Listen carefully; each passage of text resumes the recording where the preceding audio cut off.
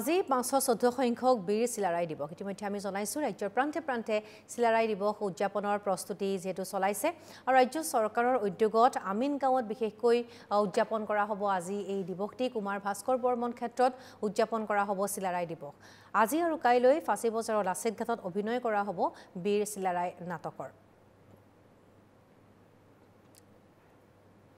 গোৱালপাৰাটো আজি চিলাৰায় দিৱস উদযাপন যেহেতু কৰা হৈছে কেনেধৰণে উদযাপন কৰা হ'ব সবিশেষ আমি আপোনালোকক জনোৱাৰ চেষ্টা কৰিম ৰচিদুল ইছলামৰ লগত আমি সংযোগ স্থাপন কৰিছোঁ ৰচিদুল ইছলাম গোৱালপাৰাটো আজি চিলাৰায় দিৱসৰ যেহেতু আয়োজন কৰা হৈছে গতিকে কেনেধৰণে উদযাপন কৰা হ'ব কেনেধৰণে প্ৰস্তুতি চলিছে আপোনাৰ পৰা সবিশেষ জানিবলৈ বিচাৰিছোঁ নিশ্চয়কৈ শ্যামলী আজি যেহেতু বীৰ চিলাৰায়ৰ 514 সংখ্যক জন্ম জয়ন্তী হে ৰাজ্যৰ প্ৰান্তে প্ৰান্তে আচলতে দেখিবলৈ পোৱা গৈছে চিলাৰায় দিৱস উদযাপন কৰি আছে সকলোৱে আৰু এই মুহূৰ্তত মই গোৱালপাৰাৰ ধনুভাঙা হাইস্কুল খেলপথাৰত আছোঁ আৰু ধনুভাঙা হাইস্কুল খেলপথাৰতো গোৱালপাৰা জিলা কোচ ৰাজবংশী ছাত্ৰ সন্থা আৰু গোৱালপাৰা জিলা কোচ ৰাজবংশী মহিলা সমিতিয়ে বিস্তৃত কাৰ্যসূচীৰে আচলতে বীৰ চিলাৰায় দিৱস পালন কৰিছে ইতিমধ্যে দেখিবলৈ পোৱা গৈছে সকলোৱে এনেদৰে তেওঁলোকৰ যি জাতীয় সাজপাৰ সেই সাজপাৰ পৰিধান কৰি আহিছে আৰু কিছু সময় পিছতেই তেওঁলোকৰ যি পতাকা উত্তোলন কাৰ্যসূচী সেই কাৰ্যসূচী ৰূপায়ণ কৰা হ'ব সমানে সমানে এক বৰ্ণাঢ্য সাংস্কৃতিক শোভাযাত্ৰা উলিওৱা হ'ব দিনজোৰা কাৰ্যসূচী লোৱা হৈছে ইয়াত আৰু দিনজোৰা কাৰ্যসূচীৰে 514 সংখ্যক বীৰ চিলাৰায় দিৱস পালন কৰিব আৰু দেখিবলৈ পোৱা গৈছে এয়া বীৰ চিলাৰায়ৰ যি প্ৰতিমূৰ্তি সেই প্ৰতিমূৰ্তি তেওঁলোকে মাল্যাৰ্পণ কৰিব তেওঁৰ প্ৰতি শ্ৰদ্ধা জনাব এতিয়া গোৱালপাৰা জিলা কোচ ৰাজবংশী ছাত্ৰ সন্থাৰ সম্পাদক আছে মই কথা পাতিবলৈ যত্ন কৰিম যেহেতু আজি বীৰ চিলাৰায়ক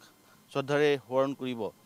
কিছু সময় পিছতে আপোনালোকৰ প্ৰথম কাৰ্যসূচী ৰূপায়ণ কৰা হ'ব গতিকে কি ধৰণে কাৰ্যসূচী ৰূপায়ণ হ'ব আৰু কি ক'ব এই ক্ষেত্ৰত নিশ্চয়কৈ গোৱালপাৰা জিলা কোচ ৰাজবংশী ছাত্ৰ সন্থা গোৱালপাৰা জিলা কোচ ৰাজবংশী মহিলা সমিতিৰ উদ্যোগত ধনুভাঙা আঞ্চলিক কোচ ৰাজবংশী ছাত্ৰ সন্থা ধনুভাঙা আঞ্চলিক কোচ ৰাজবংশী মহিলা সমিতিৰ আতিথ্যত আৰু ধনুভাঙা অঞ্চলবাসী ৰাইজৰ সহযোগত যোৱাকালিৰে পৰা 514তম বিশ্ব মহাবীৰ চিলাৰায় দিৱস আৰু গোৱালপাৰা জিলা কোচ ৰাজবংশী ছাত্ৰ সন্থাৰ 10ম দ্বিবাৰ্ষিক অধিৱেশন অনুষ্ঠিত কৰা হৈছে আৰু সেই অনুসৰি যোৱাকালি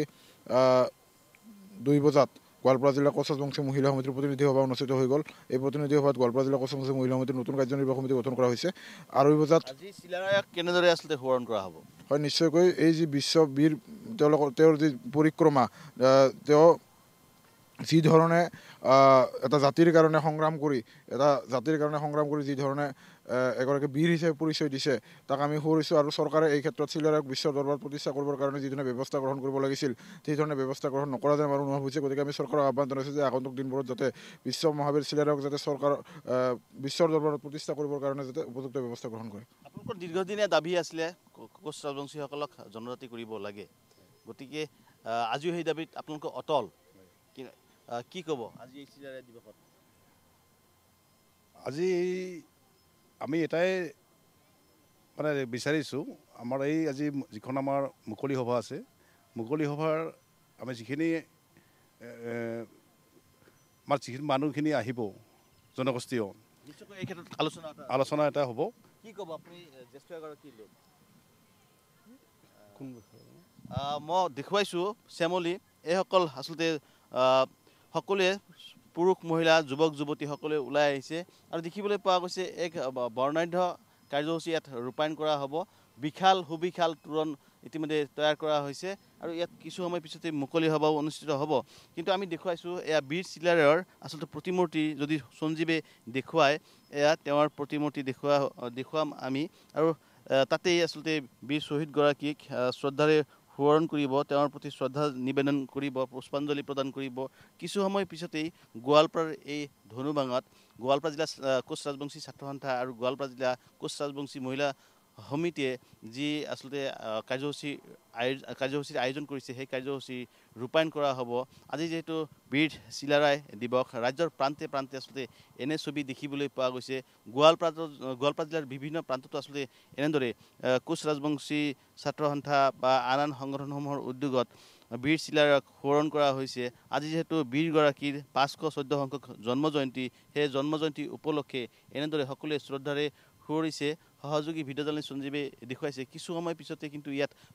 লোকাৰণ্য হ'ব তেওঁলোকৰ যি জাতীয় সাজপাৰ সেই সাজপাৰ পৰিধান কৰি সকলোৱে ওলাই আহিব ইয়াত পতাকা উত্তোলন কৰা হ'ব পতাকা উত্তোলনৰ পিছতেই শ্বহীদ তৰ্পণ হ'ব আৰু শ্বহীদ তৰ্পণৰ পিছতেই বৰ্ণাঢ্য সাংস্কৃতিক শোভাযাত্ৰা উলিওৱা হ'ব য'ত আচলতে বিভিন্ন জাতি জনগোষ্ঠীৰ কৃষ্টি সংস্কৃতিসমূহ দেখুওৱাৰ আচলতে প্ৰয়াস কৰা হ'ব। সহযোগী ভিডিঅ'জনী সঞ্জীৱে দেখুৱাইছে। এই মুহূৰ্তত আমি গোৱালপাৰাৰ ধনুভাঙা হাইস্কুল খেলপথাৰত আছোঁ আৰু গোৱালপাৰা ধনুভাঙা হাইস্কুল খেলপথাৰত এনেদৰেই বিস্তৃত কাৰ্যসূচীৰে তেওঁলোকে বীৰ চিলাৰায় দিৱস পালন কৰিব। দেখিবলৈ পোৱা গৈছে কণ কণ শিশুহঁতে এনেদৰে তেওঁলোকৰ যি আচলতে পৰম্পৰাগত সাজ পোছাক সেই সাজ পোছাক পৰিধান কৰি আহি এনেদৰে বীৰগৰাকীৰ আচলতে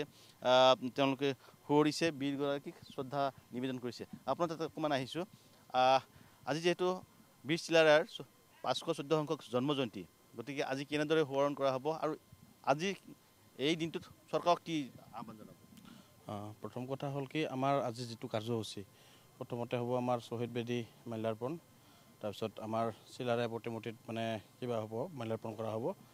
তাৰপিছত আৰু আমাৰ মুকলি সভা এখন আছে। মুকলি সভাখনৰ আমাৰ মুখ্য অতিথি আছে আমাৰ এই মুখ্যমন্ত্ৰীৰ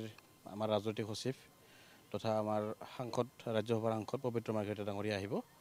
আৰু মানে প্ৰতি বছৰে আমি মানে এইখন মানে আমাৰ চিলাৰায় দিৱসখন বহুত উলহ মালহেৰে আচলতে উদযাপন কৰা হয়। আৰু কমচে কম আমাৰ গোৱালপাৰা জিলাখনৰ মোটামুটি 15,000তকৈ বেছি মানুহ মানে আমাৰ ইয়াত গোট খায়। ঠিক এনেকৈ মানে আৰু ৰাতি সাংস্কৃতিক সন্ধিয়া এটা আছে। ঠিক এনেকৈ যিহেতু আপোনালোকে দীৰ্ঘদিনীয়া দাবী আছিলে যে কোচ ৰাজবংশীসকলক জনজাতিকৰণ মৰ্যাদা দিব লাগে, গতিকে এই ক্ষেত্ৰতো নিশ্চয় এটা আলোচনা হ'ব আপোনালোকৰ? নিশ্চয় নিশ্চয়। আমাৰ আচলতে এনেকুৱা ধৰণৰ হৈ আছে, আমাৰ চৰকাৰে আমাৰ ওচৰত আচলতে যিখিনি মানে আমাক যেনেকৈ তাৰমানে আভুৱা বাৰী আছে, বহু ক্ষেত্ৰত দেখা পাই আছোঁ আজি বহু দিনৰ পৰা। তাৰমানে আমি আক্ৰাছো বুলি নহয়, আমাৰ জনগোষ্ঠীৰ বিভিন্ন আমাৰ সংগঠন আছে, বিভিন্ন সংগঠনৰ ফালৰ পৰা মানে আচলতে আমি